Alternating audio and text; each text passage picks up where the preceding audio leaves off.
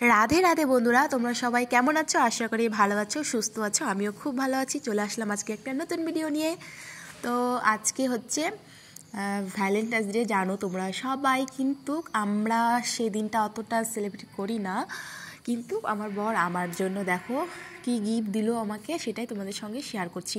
তো এই শাড়িটা হচ্ছে কিন্তু ভাইরাল শাড়ি, মানে প্রচণ্ড মানুষ এটা নিয়েছে আর সবাইকে পরতে দেখে আমারও খুব ইচ্ছে করছে।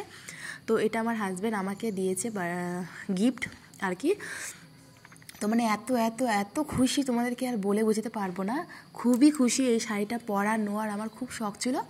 তবে এটা আমি আমাকে দিয়েছে, কিন্তু এখন পরবো না, এটা আমি শিবরাত্রির দিন পরবো ফার্স্ট। আর মানে বরের দেওয়া গিফট, সেদিনকাই আমি শিবরাত্রি করব। আর আমার হাজব্যান্ড যখন আমার জীবনে আসলো, ওই বছরই আমি প্রথম মানে শিবরাত্রি করছিলাম, তবে থেকে করতেই আছি। প্রায় 12 বছর হয়ে গেল।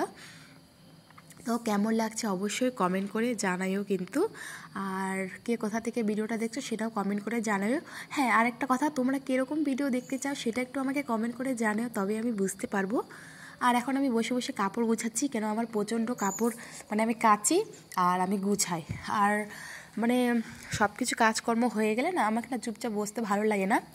আমি এই শোকেসের কাপড়গুলো বসে বসে গুছাই। বসতে তো ভালো লাগে বটেই, কিন্তু কি বলো তো, আমি একটু পরিষ্কার পরিচ্ছন্ন করে রাখতে পছন্দ করি। তো চলো